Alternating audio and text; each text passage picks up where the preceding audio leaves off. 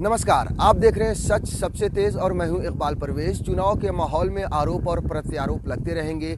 हर party एक दूसरे दल के नेताओं पर छीटाकशी भी करती रहेगी। ये हमेशा से होता आया है और आगे भी शायद ऐसे होता रहेगा। जहां जुमले दिए जाएंगे, जहां झूठ बोले जाएंगे, जहां एक दूसरे को बुरा कहा जाएगा, एक दूसरे पार्टी के नेताओं को। मगर इस चुनाव के माहौल में कुछ खास चीज़ें देखने को मिल रही है, कुछ बदलाव देखने को मिल रहे हैं और ये जो बदलाव हैं वो देश हित में है, प्रदेश हित में है और जनता के हित में। और यही वजह है कि इन बदलाव की चर्चा हम कर रहे हैं। आप हमारे साथ इस वीडियो में बने रहिए तो हम आपको ऐसे ही 3-4 बदलाव के बारे में बताएंगे।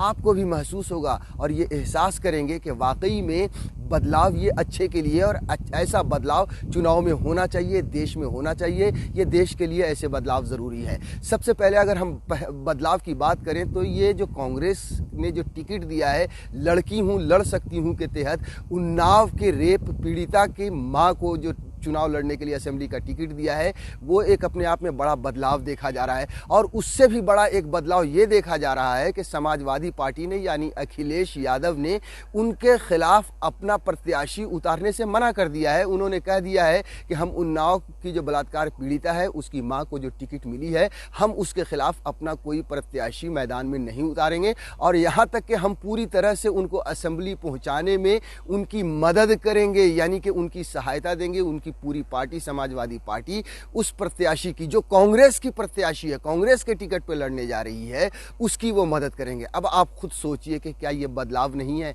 क्या ये अच्छे के लिए बदलाव नहीं है। हम सब जानते हैं कि किस तरह से उन्नाव में जो है सो अत्याचार हुआ है उस परिवार पर, भारतीय जनता पार्टी की सरकार में कितना बड़ा उन पर जुल्म किया गया है।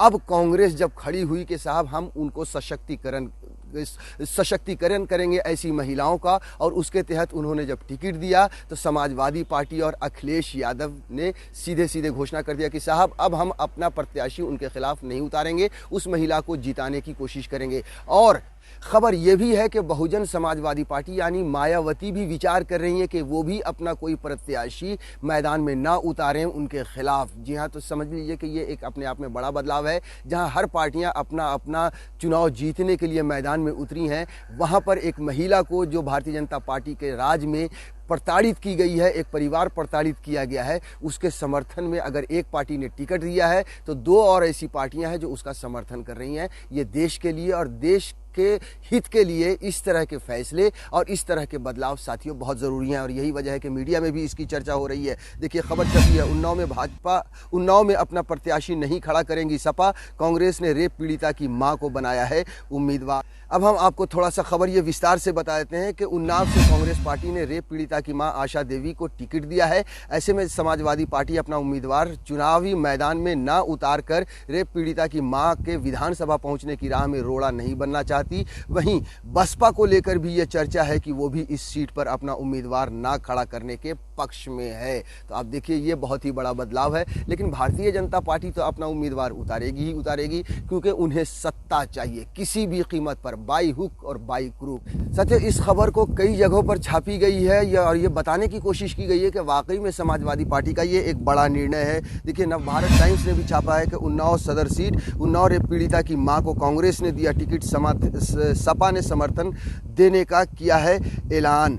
कांग्रेस ने उत्तर प्रदेश विधानसभा चुनाव के लिए अपने 125 उम्मीदवारों की पहली सूची गुरुवार को जारी कर दी है। इसमें उन्नाव सामूहिक बलात्कार मामले की पीड़िता की मां समेत 50 महिला उम्मीदवार भी शामिल हैं। वहीं शुक्रवार को समाजवादी पार्टी ने ऐलान करते हुए कहा कि वह उन्नाव में अपना प्रत्याशी नहीं उतारेगी बल्कि सपा आशा सिंह का समर्थन करेगी। इस तरह समाजवादी पार्टी अपनी छवि ऐसी पार्टी के रूप में पुख्ता करना चाहती है जो समाज के दलित, दमित, शोषित वर्ग के समर्थन में खड़ी है। हाल ही में बीजेपी के कई नेता ओबीसी विधायक सपा से जुड़े हैं। तो देखिए ये हकीकत है कि हर कोई ये महसूस कर रहा है कि भारतीय जनता पार्टी के राज में जितना अत्याचार हुआ है दलितों पर, ओबीसी पर, उन लोगों को किस तरह से उठाया जाए। वैसे देखिए ये वोट हासिल करने की राजनीति तो होती है, पर फिर भी आप इसे बदलाव समझिए कि एक पार्टी ने अगर टिकट दिया है तो दूसरी पार्टी या तीसरी पार्टी उसका समर्थन कर रही है और ये बदलाव देश के लिए बहुत ज़रूरी है। साथियों, बलात्कार पीड़िता को टिकट देने का समर्थन तो देश में बहुत जगहों से आ ही रहा है, लेकिन समाजवादी पार्टी की इस घोषणा की भी काफ़ी चर्चा है और लोग इस पर भी एक अच्छी प्रतिक्रिया दे रहे हैं। देखिए, जब खबर आई है, श्याम मीरा सिंह ने भी, जो पत्रकार हैं, उन्होंने भी इसे ट्वीट किया, तो ऋचा चड्ढा जो बॉलीवुड की बहुत ही फेमस अभिनेत्री हैं, उन्होंने भी कहा है कि द पॉलिटिक्स ऑफ चेंज, ये बदलाव की राजनीति है और वाकई में ऐसे बदलाव इस देश के लिए बेहद ज़रूरी हैं। इस चुनावी दौर में जो दूसरा बड़ा बदलाव देखने को मिला है वो कांग्रेस की तरफ से मिला है, प्रियंका गांधी की तरफ से मिला है। इन्हें भी, जो उन्नाव पीड़िता की मां को भी जो टिकट मिला है, उसी बदलाव के ही कारण मिला है कि कांग्रेस ने एक मुहिम चलाई, प्रियंका गांधी ने, कि लड़की हूं, लड़ सकती हूं। साथियों, भारतीय जनता पार्टी के राज में महिलाओं पर इस देश में या प्रदेश में जहाँ जहाँ बीजेपी की सरकार रही है, वहाँ पर बहुत ज़्यादा अत्याचार हुए हैं, जुल्म हुए हैं, बहुत ही ज़्यादा उन पर समझ लीजिए आपके अपराध उनके खिलाफ हुए हैं। और यही वजह है कि प्रियंका गांधी ने मोर्चा खोला और लड़की हूं, लड़ सकती हूं का एक नारा दिया और 40% सीट देने का वादा भी किया। जी हाँ, ये अपने आप में भी बड़ा बदलाव है कि 40% सीट, जहां पर महिलाओं को उतना जगह नहीं दी जाती है, उतना मुकाम नहीं दिया जाता है, कांग्रेस ने इसकी शुरुआत की है। ये भी अपने आप में एक बड़ा बदलाव है और उन्होंने वादा भी पूरा किया। जब पहली लिस्ट उन्होंने जारी की 125 लोगों की, तो उसमें 50 महिलाओं के नाम लिखे हुए हैं, यानी 50 महिलाओं को वो टिकट दे चुकी हैं। 40% का वादा उन्होंने पूरा किया है। इस बदलाव की भी इस देश को बहुत ही सख्त ज़रूरत है। अगर महिलाओं को सशक्त करना है तो उन्हें हर क्षेत्र में आगे बढ़ाने की मुहिम जारी रखनी होगी।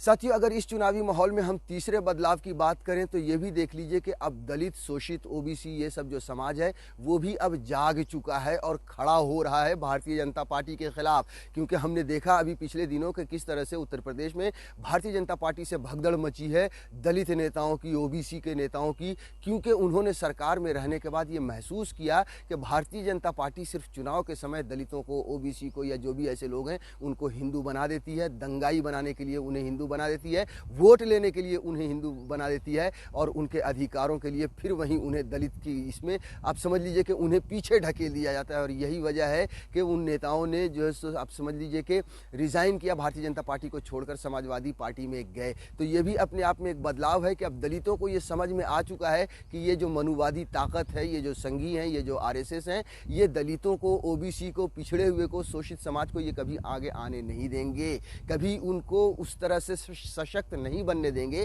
कि वो अपनी आवाज़ को उठाएं। तो ये बड़ी खुशी की बात है और इस बदलाव की भी ज़रूरत है कि उन्हें ये समझना ज़रूरी था दलितों को कि भारतीय जनता पार्टी उनके लिए नहीं है। भारतीय जनता पार्टी कुछ पूंजीपतियों के लिए है और ऊंचे वर्गों के लिए भारतीय जनता पार्टी की सरकार है। और अगर चौथे बदलाव की अगर हम बात करें जो इस बार देखने को मिल रहा है, तो बहुत सारे ऐसे युवा थे जो दंगाई बन चुके थे, जो भारतीय जनता पार्टी या संघ के कट्टर भक्त हुआ करते थे, अब वो भी भारतीय जनता पार्टी को छोड़ रहे हैं, संघ को छोड़ रहे हैं, क्योंकि उन्हें ये महसूस हो चुका है कि नरेंद्र मोदी हो या भारतीय जनता पार्टी हो या योगी आदित्यनाथ हो, वो युवाओं को दंगाई बना रहे हैं, उनको और उनका रोजगार छीन रहे हैं। अब जब उन्होंने साफ हमने कई तस्वीरें देखी जो उनका ये साफ कहना है कि साहब हमें रोजगार भी चाहिए, हम सिर्फ कब तक दंगाई बने फिरते रहें या फिर भारतीय जनता पार्टी का या आरएसएस का भगवा झंडा लेकर घूमते रहें, हमें रोजगार तो चाहिए, हमें खाना तो चाहिए, हमें कपड़ा तो चाहिए।